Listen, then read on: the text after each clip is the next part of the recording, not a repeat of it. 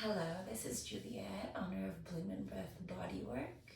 Today I'm going to be showing you some feet exercises, stretches that are going to help with those of you who are getting back into the routine of running, just being an athlete, going to the gym and finding that your feet may be causing a little bit more limitation than you may have anticipated.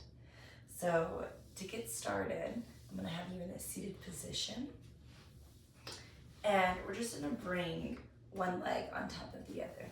So make sure that bottom leg is really supporting you and you feel sturdy and safe here. The first thing we're gonna do is bring our fingers into the in-between spots between our toes. So you're gonna take the tips of the fingers and start to gently slide them in and just see how this feels first. Sometimes I like to add a little bit of a circular motion to get it kind of used to this sensation because it can feel really uncomfortable in the beginning.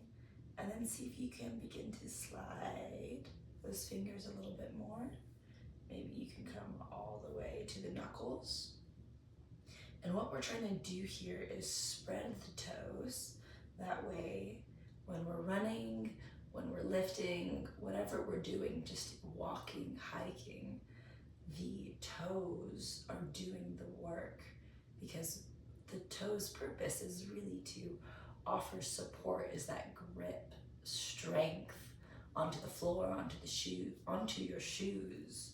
And that's what's gonna help you stay stable and not teeter-totter all around. So go ahead and try to bring the toes back, bring the toes forward. I really like to add circles, add different movements. Try even dropping the pinky toe back and the big toe forward, getting a nice little twist with the toes. Good. Good, and release those toes, give them a little bit of a wiggle. And now we're gonna add some ankle rolls. Again, very important to keep your ankles mobile through all the activity that we're using them for. You need to make sure they are very capable of moving and not spraining. So make sure you take care of your ankles and your toes. They do a lot of the work. Good. And we'll switch sides. So again, bring those tips of the fingers in between the toes. You can help them a little bit if you need. And just see how this feels, pressing down, coming forward, coming back. One side may feel tighter, completely normal. And go ahead and see if you can wiggle them more forward, adding a little bit more movement. See if you can spread the fingers while they're in between the toes, rocking side to side, and then offering that little twist.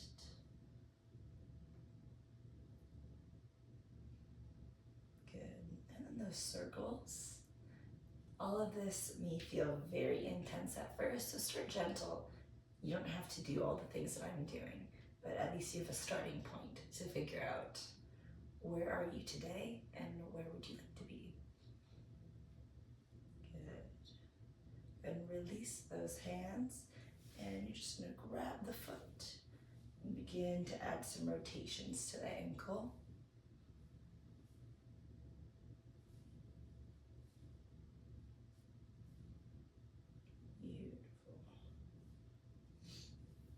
Give that foot a little bit of a shake, a little bit of a wiggle. The next thing we're gonna do is stretch the feet out with a strap. If you don't have a strap, you can use the tie to a rope. You can use it to a rope. You can use a towel. You can use a rope even. Whatever you can find that you can grip onto and your hands aren't gonna slide off of. You wanna be able to comfortably hold this.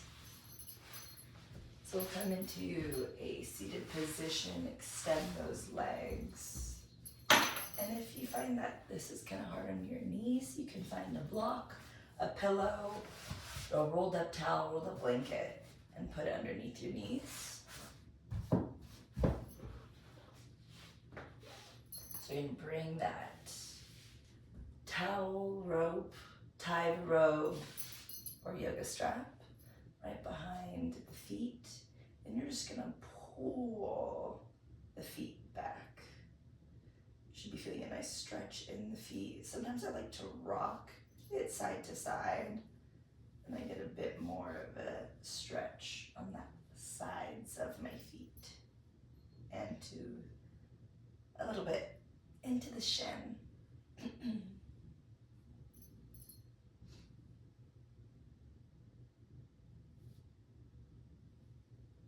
Sometimes I like to bring it up into my toes as well.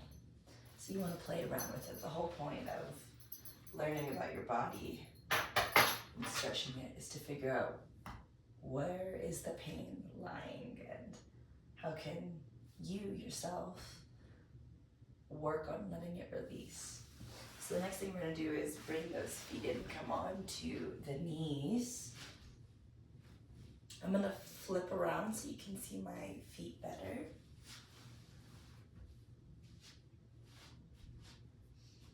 So first, we're just going to start with the legs and the feet. Relax like this, so you're on the top of your feet.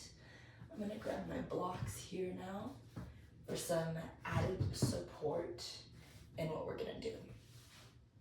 So what we're going to do here is stretch the top of the feet. So you may already be feeling a nice stretch here, maybe all the way through the shin as well. If you'd like to go deeper, I would definitely recommend getting some books, something stable that you can hold on to here.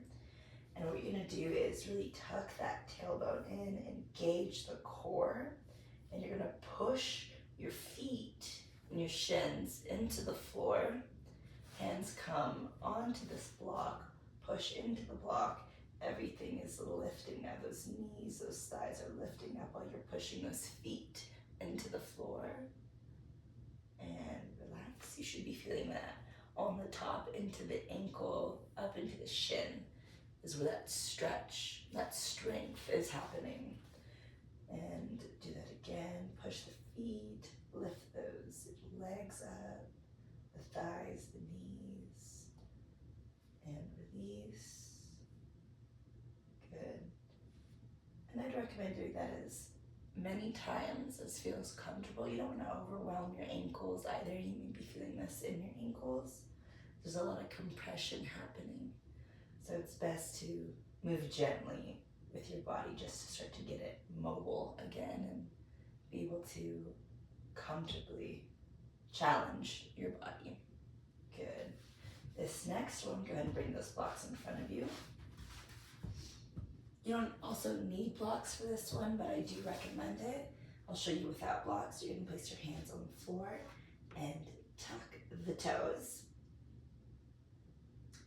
And so this may already feel pretty intense. You're gonna drop those heels, drop the glutes down to the heels, and you should be feeling a nice stretch all in the back of the foot, through the toes. And so just work on starting with your hands on the floor, moving forward and back. I really like to push my hands into the floor to get a nice deep stretch to those toes, the top of the foot, the top and back of the foot. And if you'd like to go a little deeper, you can rock your hands up. And now you're sitting straight up. All your weight is now pressing down. And this is challenging. It is not meant to be easy. What I would recommend is working on holding this stretch for, try 10 seconds first, 15, 20, see if you can get up to a minute. Incredible for your stabilizers in your feet to help you walk more properly and to make sure you have that good grip for your feet. So you can totally come out as many times as you need and then try going back. When I first did this, I could maybe last 10 seconds. It was very hard. So be gentle with yourself. Good. And now from here, I'm going to grab the blocks again as we're going to come up to a standing position. So blocks are helpful here if we have very tight hamstrings. You can even bring them onto the tallest setting, you could say. We're just gonna walk those feet out just a little bit. And so this next series of stretching is gonna require a block. You could always use a larger book as well.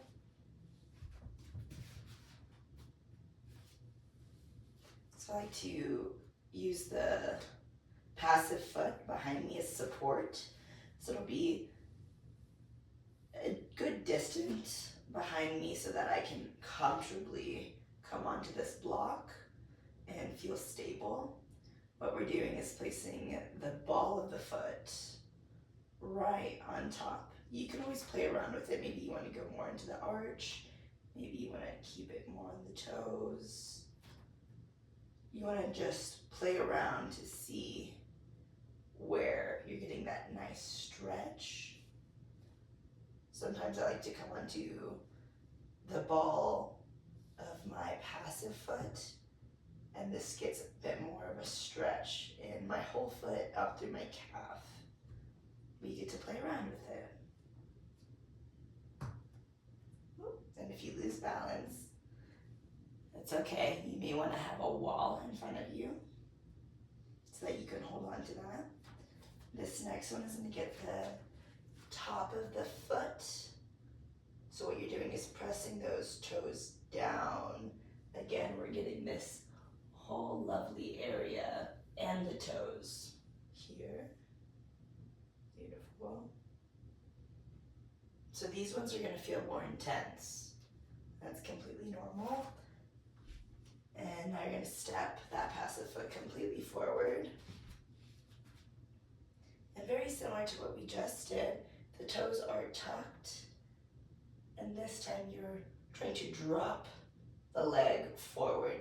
So now we're getting more up into that ankle, into the shin, while still stretching the top of the foot. Good.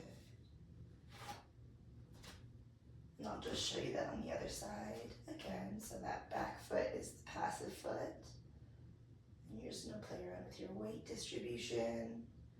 Be rocking forward and back.